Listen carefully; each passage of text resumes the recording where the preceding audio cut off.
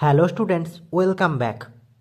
আজকের এই ভিডিওর মধ্যে দিয়ে আমি তোমাদের পড়াবো তৃতীয় শ্রেণীর আমার বাংলা বইয়ের ৩৯ ও ৪০ পাতা, যেখানে রয়েছে গৌরী ধর্মপালের লেখা সোনা গল্পের ১০-এর দাগ থেকে ১৮-এর দাগ পর্যন্ত প্রশ্ন ও উত্তর।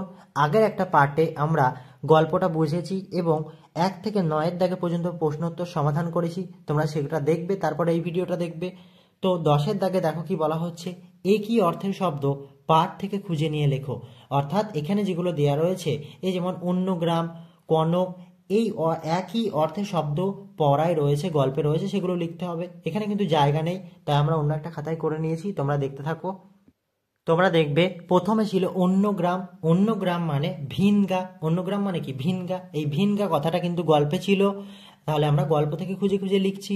তারপরে ছিল কনক। কনক মানে সোনা। সোনা কথাটা গল্পে ছিল। তটিনী। তটিনী মানে নদী।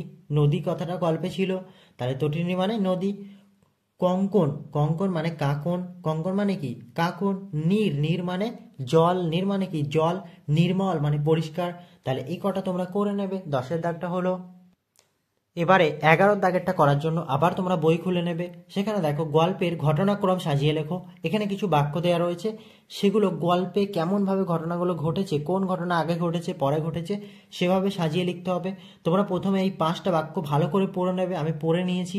পড়ার পর তোমরা যদি লক্ষ্য করো, দেখবে এই যে এই বাক্যটা, নদীমা তোর মেয়ের গায়ে গয়না পরিয়ে দিয়েছেন, এটা ১ নম্বরে হবে।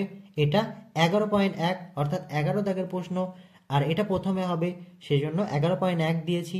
তারপরে তোমরা দেখবে এই প্রথমেরটা, এক চোর এসে সোনাকে তুলে নিয়ে চম্পট, অর্থাৎ একটা চোর এসে সোনাকে তুলে নিয়ে চলে গেল, তাহলে এটা ১১.২ হবে, অর্থাৎ ২ নম্বরে হবে। তারপরে তোমরা দেখবে সোনা বাবার কোলে ঝাঁপিয়ে পড়ল, এটা ৩ নম্বরে হবে, তাই ১১.৩ এটা। তারপরে দেখবে এইটা, সরকারের লোক যন্ত্রপাতি বসিয়ে সোনা খুঁজতে লেগে গেল, এটা তারপরে হবে, অর্থাৎ ১১.৪ ৪ নম্বরে হবে। আর সবার শেষে হবে এইটা, সোনার গাল লোকেরা কেউ নদীকে নোংরা করে না, এটা ১১.৫ বা ৫ নম্বরে হবে। তাহলে এইগুলো তোমরা পড়ে সাজিয়ে নেবে এভাবে, তাহলে হলো। এরপর ১২-র দাগে দেখবে রয়েছে বিপরীতার্থক শব্দ, অর্থাৎ বিপরীত শব্দ লিখতে হবে। প্রথমে ছিল গা। গা মানে তো গ্রাম, তাহলে গায়ের বিপরীত কি? শহর। গ্রাম শহর বা গা শহর। উঁচু, এর বিপরীত নিচু। এক, এর বিপরীত কি? ২। তারপরে রয়েছে কি? সামনে। সামনের বিপরীত পিছনে। আর শেষে রয়েছে মিথ্যে, এর বিপরীত কি? সত্য। তাহলে ১২-র দাগ পর্যন্ত হলো। তোমরা তোমাদের বইয়ের ৩৯ পাতার ১৩-র দাগে এবার চলে আসবে, যেখানে রয়েছে সোনা গল্পের বর্ণ বিশ্লেষণ। এখানে দেখো বর্ণ বিশ্লেষণগুলো দেওয়া রয়েছে, কিন্তু এখানে তো জায়গা নেই, তাই এখান থেকে তোমরা এগুলো দেখে নেবে। আমরা অন্য একটা খাতায় করে নিয়েছি। দেখো ১৩-র দাগ, বর্ণ বিশ্লেষণ করো। প্রথমে ছিল কাকন, তাহলে এটাকে ভাঙলে কি হবে? কয়ে চন্দ্রবিন্দু আ, তাহলে ক যোগ চন্দ্রবিন্দু যুক্ত আ, আকারের জন্য আ হয়ে যাচ্ছে কা। তারপর দেখো ক, ক একা রয়েছে, তার সাথে কয়ের সঙ্গে কিন্তু অয়ের টান আসছে, সেজন্য ক যোগ অ। আর শেষে দন্তন্য। দন্তন্যের সাথে অয়ের টান আসছে, তাই শেষে তোমরা দন্তন্য যোগ অ দিতেও পারো, আবার নাও দিতে পারো, শেষেরটা না দিলে অসুবিধা নেই। তাহলে কাকনকে ভাঙলে ক যুক্ত চন্দ্রবিন্দু যুক্ত আ যুক্ত ক যুক্ত অ যুক্ত দন্তন্য।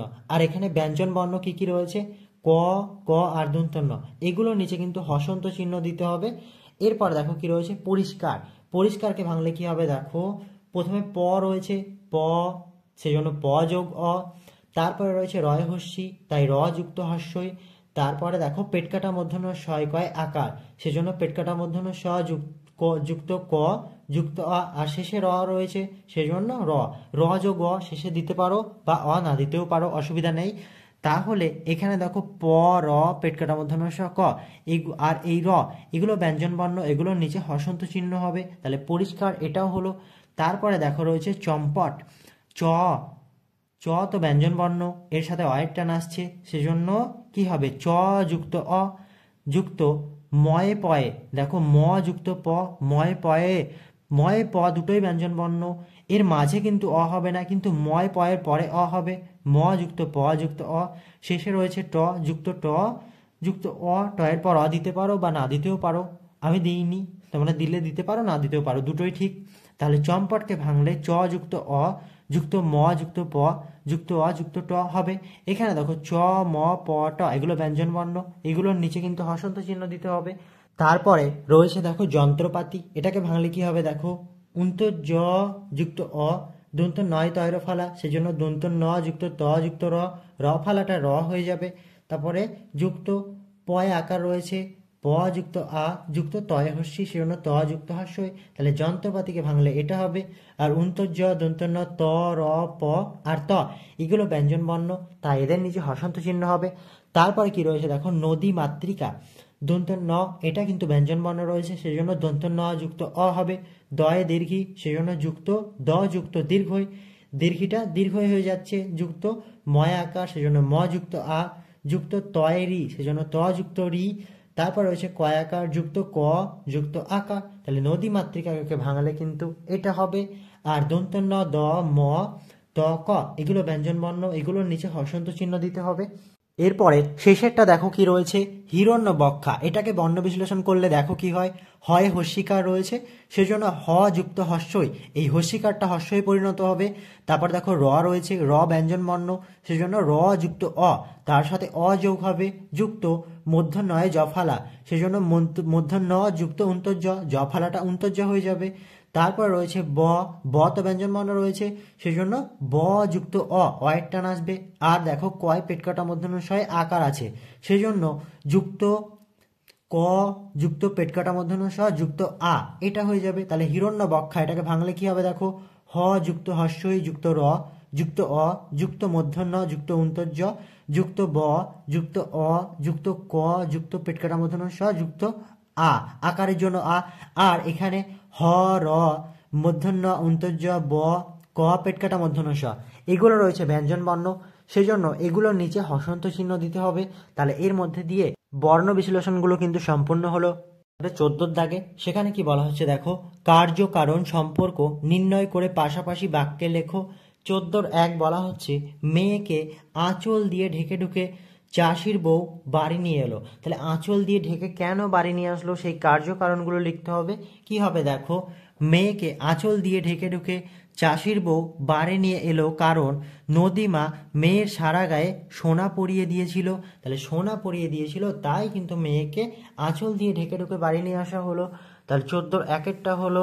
তারপরে 14 দাগে 2 নম্বরে চলে আসবে, সেখানে বলা হচ্ছে, মা পাগলের মতো বাজাতে লাগলো ঢং ঢং ঢং। কেন বাজাতে লেগেছিল ঘন্টা দেখো, মা পাগলের মতো বাজাতে লাগলো ঢং ঢং ঢং, কারণ একটা চোর মেয়েকে নিয়ে চম্পট দিয়েছিল। তাহলে কেন একটা চোর মেয়েকে নিয়ে চম্পট দিয়েছিল, সেই কারণেই কিন্তু মা পাগলের মতো ঘন্টা বাজাচ্ছিল। 14 দাগে 3-টা দেখো, আপনার মেয়ের কথা শুনে যন্ত্রপাতি নিয়ে এসেছি। কেন দেখো, আপনার মেয়ের কথা শুনে যন্ত্রপাতি নিয়ে এসেছি কারণ নদীতে সোনা আছে তা খুঁজতে। তাহলে নদীতে সোনা খোঁজার কারণে কিন্তু তারা যন্ত্রপাতি নিয়ে এসেছিল। 14 দাগে 4-টা দেখো, তুই যেন জলের মাছ, কারণ বার করতে হবে।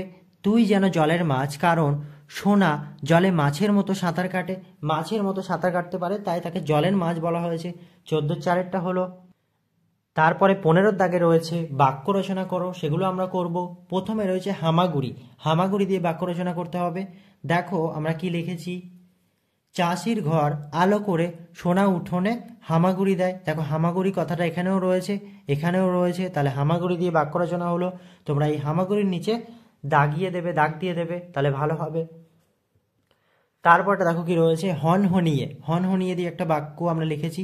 ভোলা বাবু হনহনিয়ে হেঁটে যায়, হনহনিয়ে মানে কি, খুব দ্রুত হাঁটা আর কি।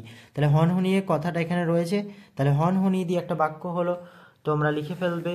তারপরে দেখবে রয়েছে ইঞ্জিন, ইঞ্জিন দিয়ে একটা বাক্য লিখতে হবে।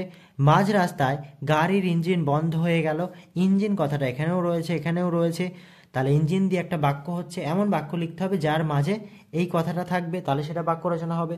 তারপর দেখো অদ্ভুত, অদ্ভুত দিয়ে বাক্য রচনা। জাদুকর অদ্ভুতভাবে তার টুপি থেকে খরগোশ বার করলো, তাহলে অদ্ভুত, এই যে অদ্ভুত কথাটা রয়েছে, তাহলে অদ্ভুত দিয়ে কিন্তু বাক্য রচনা হলো। তারপর দেখো রয়েছে পিশাচ, পিশাচ দিয়ে বাক্য রচনা লিখতে হবে। শ্মশানের ধারে নাকি রাত্রে পিশাচ দেখা যায়, তাহলে শ্মশানের ধারে রাত্রে পিশাচ দেখা যায়। পিশাচ মানে কি, দৈত্য, ভূত, পেত আমরা বলতে পারি, বা রাক্ষস। তাহলে এখানে পিশাচ কথাটা রয়েছে, পিশাচ দিয়ে একটা বাক্য হলো, বাক্য রচনাগুলোও হলো। 15 দাগের প্রশ্ন শেষ হলো। এবার 16 দাগে দেখো, বাক্য বাড়াও। বাক্য বাড়ানোর জন্য বলা হচ্ছে 16 একটুখানি জায়গা মায়ে বাপে বেড়া দিয়েছে। কেন কেন বেড়া দিয়েছে লিখতে হবে। দেখো, মেয়ে যাতে হামাগুড়ি দিয়ে বেরিয়ে না যায় তাই মায়ে বাপে একটুখানি জায়গায় বেড়া দিয়েছে। তাহলে 16 একটা এটা হবে, লিখে পড়ে নেবে। 16 দাগে 2 দেখো, প্রকাণ্ড প্রকাণ্ড 2-3টে গাড়ি আসছে। কোথা দিয়ে আসছে? রাস্তা দিয়ে প্রকাণ্ড প্রকাণ্ড 2-3টে গাড়ি আসছে, এই যে রাস্তা দিয়ে। তাহলে তোমরা লিখে পড়ে নেবে। 16 দাগে 3 দেখো, যন্ত্রপাতি নিয়ে এসেছি। কেন যন্ত্রপাতি কেন নিয়ে আসা হয়েছে? নদী থেকে সোনা খুঁজতে যন্ত্রপাতি নিয়ে এসেছি। তাহলে 16 দাগে 3 হলো। 16 দাগে 4 এবার তোমরা দেখো, সোনা ঠিক টের পায় যেখানেই থাকুক। কি টের পায়? কি টের পায়?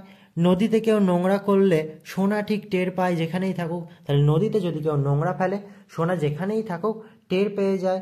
তাহলে 16 দাগের 4 নম্বরটা হলো। 16 দাগের 5 নম্বরটা দেখো, ভিন গায়ের লোকেরা এসে বলে। কি বলে? এটার উত্তর কি হবে দেখো। এটার উত্তর দেখো হবে, ভিন গায়ের লোকেরা এসে বলে, বাহ, তোমাদের এখানে নদী তো বেশ পরিষ্কার। তাহলে এই উত্তরটা তোমরা একটু লিখে নেবে, এটা আমার লেখা হয়নি, এটা তোমরা একটু লিখে নেবে, তাহলেই হয়ে যাবে। তাহলে 16 দাগেরটাও কমপ্লিট হয়ে গেল।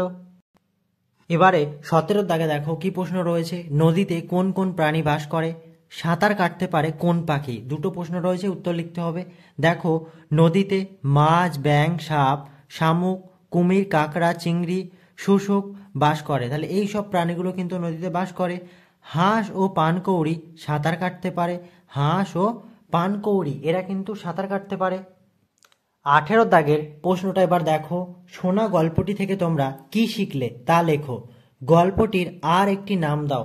বলা হচ্ছে সোনা গল্প থেকে তোমরা কি শিখলে সেটা লেখো, আর এই গল্পের আর একটা অন্য নাম দাও। দেখো এর উত্তরটা কি হবে। সোনা গল্পটি থেকে আমরা শিখলাম, নদী আমাদের মায়ের মতো, নদীকে নোংরা দূষিত করতে নেই, নদী সবসময় পরিষ্কার রাখা উচিত। আর গল্পের আর একটি নাম হলো নদী ও তার সোনার মেয়ে। নদী ও তার সোনার মেয়ে, এই নামটা কিন্তু আমরা দিতে পারি। তোমরা যদি অন্য নাম দিতে পারো তোমরা কমেন্টে জানাতে পারো, বা তোমরা অন্য নামও দিতে পারো তোমাদের মতো, ঠিক হবে, অসুবিধা নেই। তাহলে 18 এই প্রশ্নের উত্তরটাও তোমরা লিখে নেবে, আর কিন্তু ভালো করে পড়ে নেবে। তাহলে প্রশ্নগুলো তো হলো। আমরা চলে আসবে 40 পাতায়, যেখানে 19 দাগটা বাকি রয়েছে। এখানে বলা হচ্ছে, নিচের সূত্রগুলো কাজে লাগিয়ে শব্দ ছকটি পূরণ করো। একটা শব্দ ছক দেওয়া রয়েছে, আর নিচে কিন্তু কিছু সূত্র দেওয়া রয়েছে, যেগুলো দিয়ে আমাদের এই ছকটা পূরণ করতে হবে।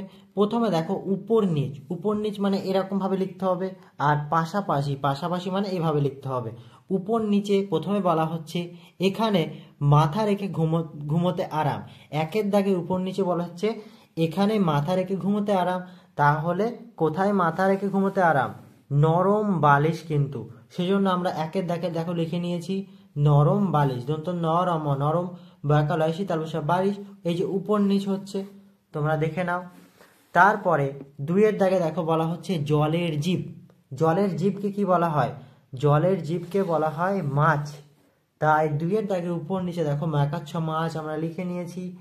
তারপরে এখানে দেখবে রয়েছে 3 দাগ, এর উপরেই লিখতে হয়। কিসের উপরে লিখতে হয়? আমরা কিন্তু লিখি কাগজের উপর, খাতার উপর লিখি বলতে পারো, কিন্তু এখানে 3টে ছক রয়েছে, তাই কাগজ দিতে হবে। কয়কার গ বর্গী জ কাগজ। 3 দাগের উপর নিচে দেখো কাগজ লিখে ফেললাম। তারপরে দেখো 5 দাগে, 4 দাগে তো এখানে নেই, 5 দাগে ড্যাশ মোর মেঘেরও সঙ্গী। ড্যাশ মোর মেঘেরও সঙ্গী, মন মোর মেঘের সঙ্গী। তাই 5 দাগে উপর নিচে হবে মন। এই যে দেখো 5 দাগে ম দন্তনা মন আমরা লিখে ফেলেছি, তোমরাও লিখে ফেলবে। তারপরে রয়েছে দেখো 7 ডাক, কোকিলের ডাক। কোকিলের ডাককে কি বলা হয়? উপর নিচে লিখতে হবে। কোকিলের ডাককে বলা হয় কুহু। এই যে 7 দাগে দেখো কয়শু আশু কুহু আমরা লিখে ফেলেছি। তারপরে চলে আসবে তোমরা 8 দাগে, ড্যাশ জঙ্গল। বন জঙ্গল আমরা কি বলি? বন জঙ্গল। তাই 8 দাগে হবে বন। এই যে দেখো 8 দাগে বন উপর নিচে লেখা হয়েছে।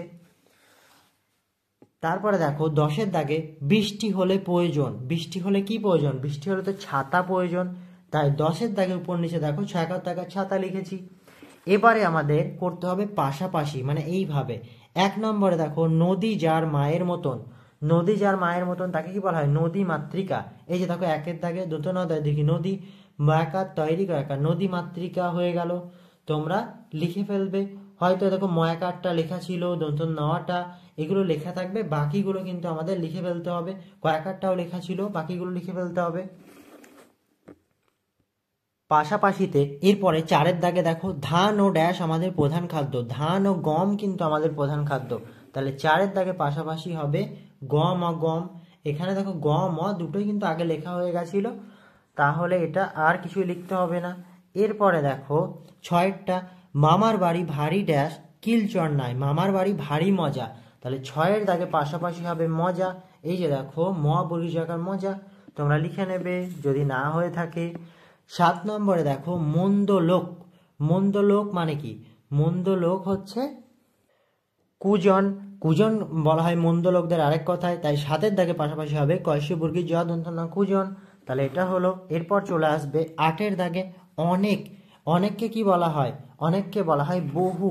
এই যে দেখো 8-এর দাগে ব হয়সু বহু কিন্তু হবে, তোমরা লিখে ফেলবে। এরপরে দেখবে 9-এর দাগে রয়েছে তার বিষয়ের ফলা শ্রুত, শ্রুত তার বিষয়ের ফলা শ্রুত, শ্রুত শ্রুত মানে কি? শুনে শুনে লেখা, তাই 9-এর দাগে হবে লিখন, পাশাপাশি লয়সী খ দন্ত না লিখন, শ্রুত লিখন হয়। তারপরে দেখো 11 দাগে রয়েছে ড্যাশ না জানলে জলে নামা উচিত নয়। কি না জানলে? সাঁতার না জানলে। তাই 11 দাগে পাশাপাশি হবে সাঁতার, দন্ত ছয় চন্দ্রবিন্দু আকার, তাই কার সাঁতার। তাহলে এই ছকটা কিন্তু এভাবে তোমরা পূরণ করে নেবে। এরপরে এখানে দেখবে শব্দ ছকের উত্তর দেওয়া রয়েছে, উল্টো করে দেওয়া রয়েছে, পাশাপাশি আর উপর নিচে কি হবে নাম্বারিং করে করে এখান থেকে মিলিয়ে দেখে নেবে, তাহলেই হবে।